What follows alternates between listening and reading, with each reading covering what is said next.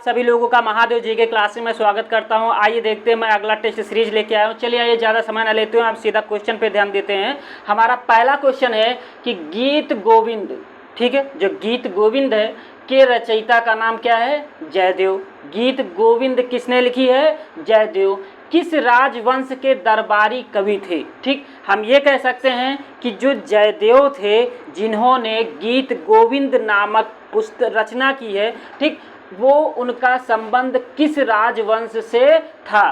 पहला ऑप्शन पाल वंश, दूसरा ऑप्शन सेन वंश, तीसरा ऑप्शन चोल वंश और चौथा ऑप्शन प्रतिहार वंश। आपको बताना है इसमें से कौन सा ऑप्शन सही है। एक बार आप लोग भी कृपा करके पढ़ लीजिए, ठीक है, कौन सा इसमें सही होगा। ये आपके एग्जाम के बेस से बहुत ज़्यादा इम्पॉर्टेंट है। चलिए बताइए फटाफट कौन सा सही होगा। लगा लिए होंगे, चलिए बताया जाए। ओके, गीत गोविंद के रचयिता जो थे जयदेव थे और जयदेव का संबंध किस वंश से था? बंगाल में सेन वंश से था। सेन वंश के शासक किससे था? लक्ष्मण सेन से। लक्ष्मण सेन से इनका संबंध था। इनके दरबार, लक्ष्मण सेन के दरबार में जयदेव रहते थे। इन्हीं के दरबार में ही गीत गोविंद की रचना इन्होंने किया था। चलिए आइए हमारा दूसरा क्वेश्चन क्या कह रहा है। चालुक्य वंश, ठीक, चालुक्य वंश का सबसे महान शासक कौन था? ठीक है, चालुक्य वंश के सबसे महान शासक कौन था? पहला ऑप्शन विक्रमादित्य, दूसरा ऑप्शन मंगलेश, तीसरा ऑप्शन पुलकेशिन द्वितीय, चौथा ऑप्शन पुलकेशिन प्रथम। चलिए एक बार आप भी पढ़िए और उसके बाद टिक लगाइए इसमें कौन सा ऑप्शन सही होगा। चलिए बताइए फटाफट बताइए कौन सा ऑप्शन सही होगा इसमें। चलिए बताया जाए। लगा लिए होंगे आप लोग। चलिए, चालुक्य वंश का सबसे महान शासक कौन था? पुलकेशिन द्वितीय। कौन था? पुलकेशिन द्वितीय। ठीक है, चलिए आइए हमारा तीसरा क्वेश्चन क्या कह रहा है। तीसरा क्वेश्चन ये कह रहा है कि दक्षिण भारत की सबसे ऊंची चोटी कौन है? कौन सी है? दक्षिण भारत की सबसे ऊंची चोटी कौन सी है? पहला ऑप्शन अनाईमुड़ी, दूसरा ऑप्शन दोट्टाबेट्टा, तीसरा ऑप्शन अमरकंटक, चौथा ऑप्शन महेंद्रगिरी। आपको ये बताना है कि दक्षिण भारत की सबसे ऊंची चोटी कौन सी है, ठीक है, ये बताना है। चलिए फटाफट बताइए, पढ़ लीजिए और पढ़ने के बाद टिक मारिए कौन सा सही होगा। देखते हैं कि 10 में 10 किसका सही होता है। दक्षिण भारत की सबसे ऊंची चोटी कौन सी है बताइए। चलिए बताते हैं, दक्षिण भारत की सबसे ऊंची चोटी कौन सी है? अनाईमुड़ी, ठीक है, ये केरल में है। ठीक है, ठीक है, चलिए आइए बात करते हैं हमारा चौथा क्वेश्चन। सेवराय पहाड़ियाँ कहाँ अवस्थित हैं? ठीक, हमारा क्वेश्चन क्या है? सेवराय पहाड़ियाँ कहाँ अवस्थित हैं? ठीक, आंध्र प्रदेश, कर्नाटक, केरल, तमिलनाडु। है तो छोटा, है तो क्वेश्चन छोटा ही, लेकिन जितना छोटा है उतना ही दमदार भी है। चलिए बताइए, सेवराय पहाड़ियाँ कहाँ अवस्थित है? आंध्र प्रदेश में, कर्नाटक में, केरल में, तमिलनाडु में। चलिए बताइए सेवराय की पहाड़ियाँ कहाँ स्थित है? पढ़ लीजिए आप लोग भी एक बार, पढ़ लिए होंगे। कौन सही होगा? तमिलनाडु में। सेवराय की पहाड़ियाँ कहाँ है? तमिलनाडु में है। हो गया।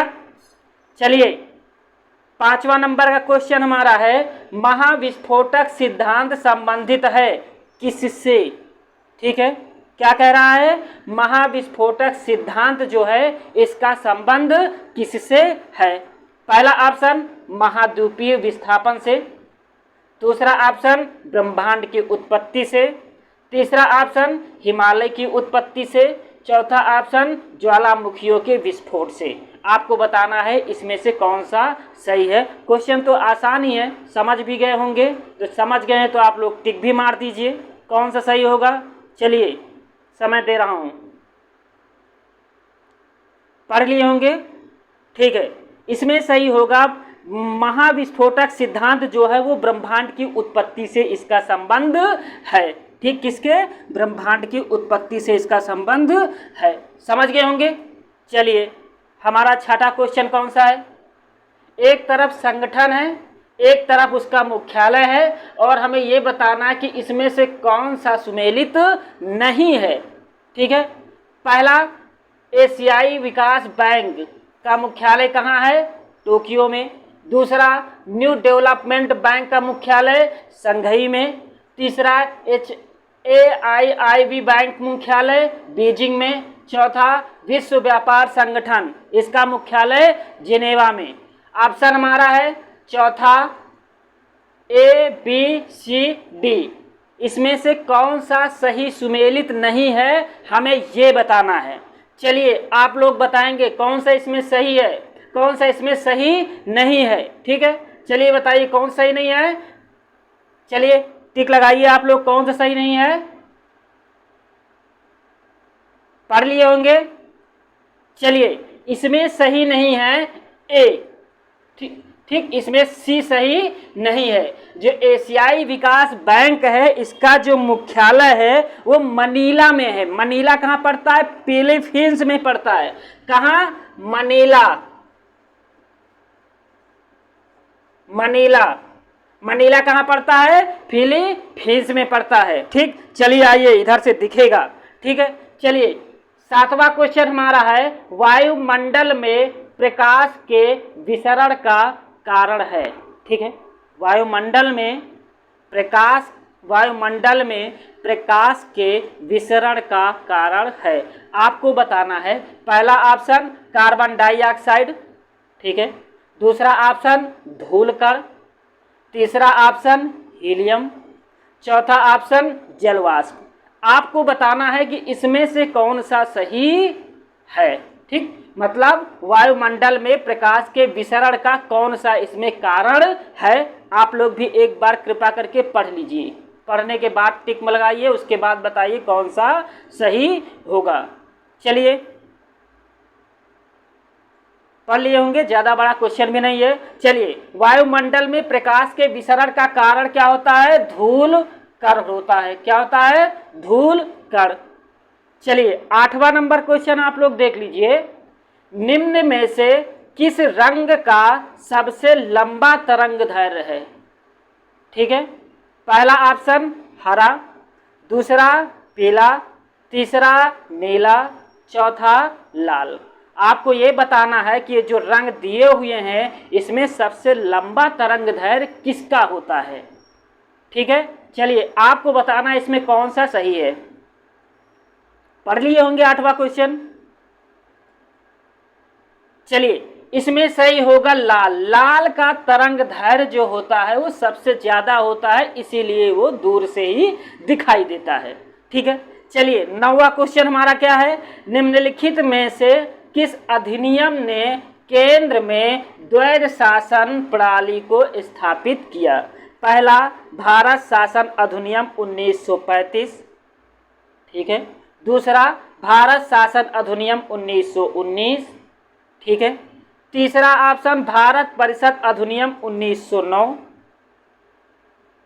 चौथा है भारत परिषद अधिनियम 1892। चलिए, आपको बताना है कि केंद्र में द्वैध शासन प्रणाली की शुरुआत कब किस अधिनियम के तहत की गई है, ये चीज़ आपको बताना है। चलिए बताइए कौन सा सही होगा। पढ़ लीजिए आप लोग भी एक बार, कौन सा सही होगा। पढ़ लिए होंगे, आगे बढ़ें। ठीक है, केंद्र में द्वैध शासन प्रणाली की शुरुआत जो है भारत शासन अधिनियम 1935 के तहत किया गया था। मतलब हमारा क्वेश्चन जो है वो ए सही है। समझ गए, आगे बढ़े। ठीक है, 1946 में निर्मित अंतरिम सरकार में कार्यपालिका परिषद के उपसभापति थे। मतलब कौन थे? ठीक है, पहला जवाहरलाल नेहरू, दूसरा डॉक्टर एस राधाकृष्णन, तीसरा सी राजगोपालाचारी और चौथा डॉक्टर राजेंद्र प्रसाद। आपको बताना है कि इनमें से कौन सा सही है। 1946 में निर्मित अंतरिम सरकार में कार्यपालिका परिषद के उपसभापति थे। चलिए बताइए कौन सा सही होगा इसमें, बताइए। चलिए मैं बता रहा हूँ, इसमें सही होगा जवाहरलाल नेहरू जो थे वो कार्यपालिका परिषद के उपसभापति इनको बनाया गया था। थैंक यू दोस्तों, लाइक करिएगा, शेयर करिएगा, कमेंट करके जरूर बताइएगा कि हमारे 10 में से कितने क्वेश्चन सही हुए हैं। Thank you.